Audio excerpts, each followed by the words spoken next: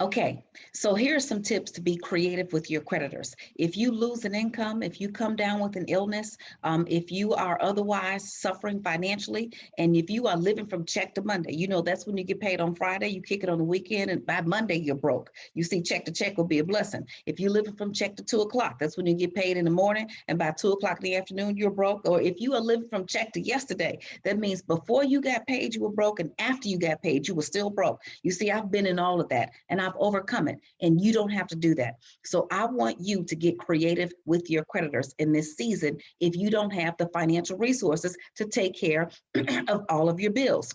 You don't have to let everything fall apart just because one thing is not going the way that it's supposed to go. So the first thing I want you to know, if you are being creative with your creditors, is if you have a mortgage, I want you to ask for a streamline refinance.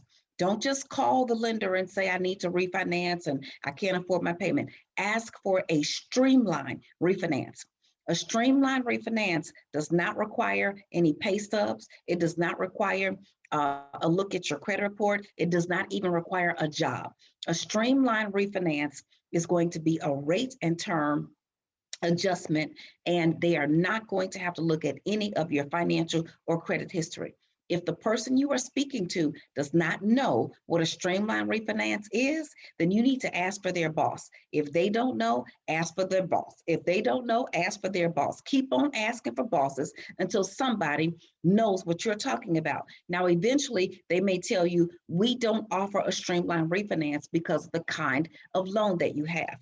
Here are the types of loans that qualify for a streamline refinance. First, it's going to be an FHA loan. An FHA loan can qualify for a streamline refinance. A VA loan can qualify for a streamline refinance. And a Fannie Mae or Freddie Mac conventional mortgage can all qualify for a streamline refinance. If your loan does not fit into either of those categories, ask anyway.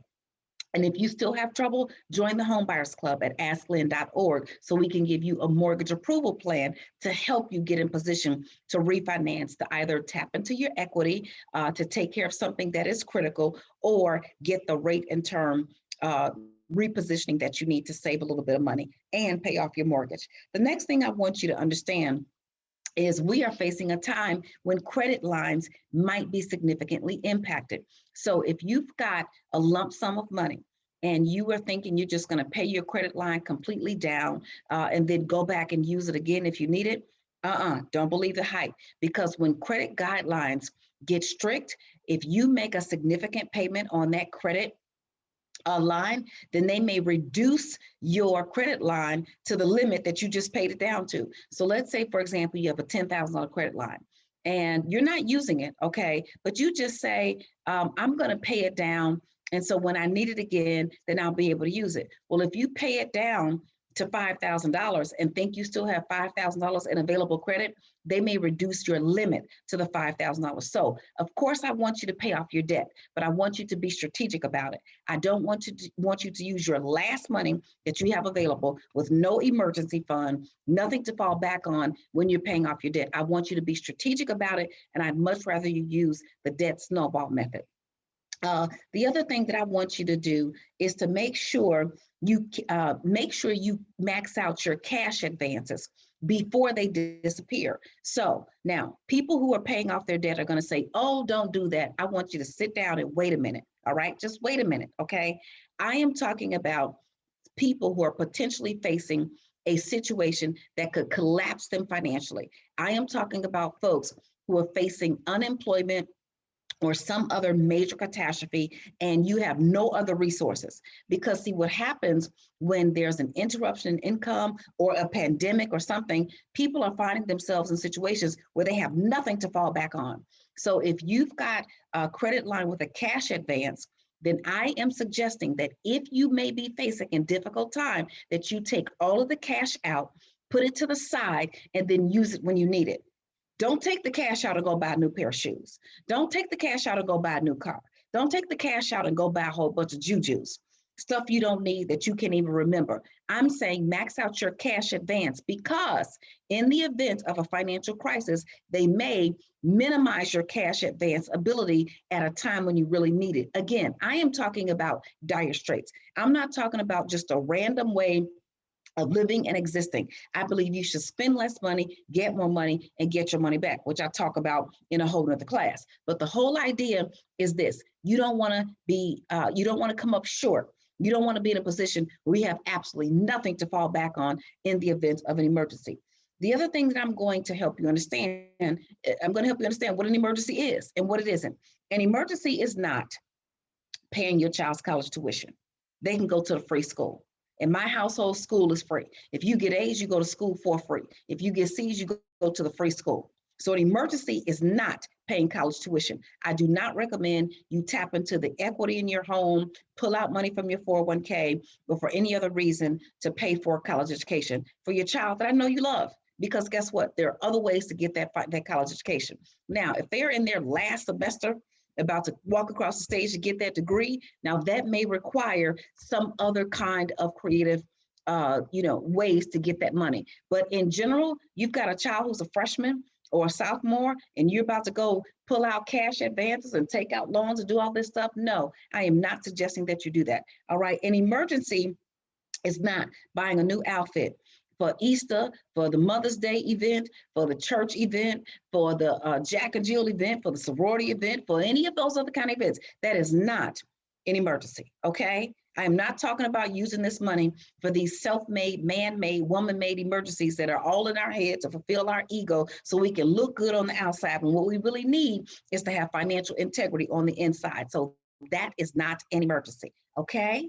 All right, here's something else. Buying food at restaurants. Okay, just because you want to go out and kick it with your friends, you've been locked up in the house, you had to wear your mask, all of this stuff. Now you got your vaccine, everybody wants to go outside and just start eating everywhere. No, that is not an emergency.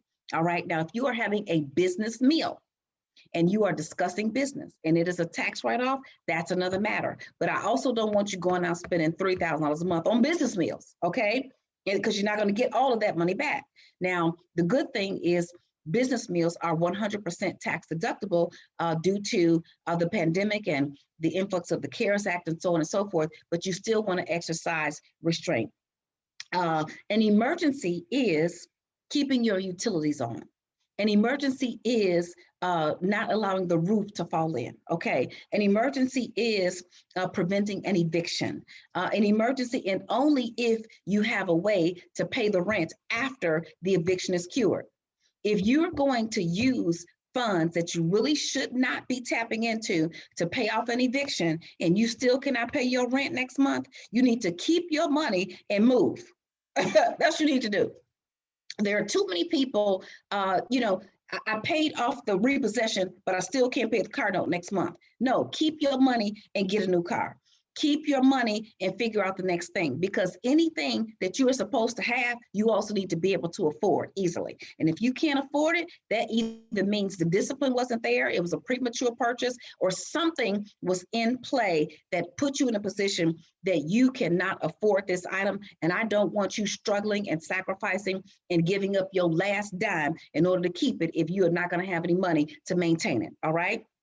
An emergency may be handling a medical issue, okay? So there may be something going on with you or a family member, and it requires your access to your resources, or in order to save a life, in order to prolong a life, in order, for a loved one to maintain their health, then that is an emergency. I want us to really start to think about how to not only be creative with our credit, but also to minimize the things that we think that we want and appreciate the things that we have so that we can maintain the things that we need. And through hard work and discipline and effort and a financial education, then ultimately we can get where we're trying to go. I want to help you win. I want to help you succeed. I know you want to win, and I know you want to succeed. And now is your season.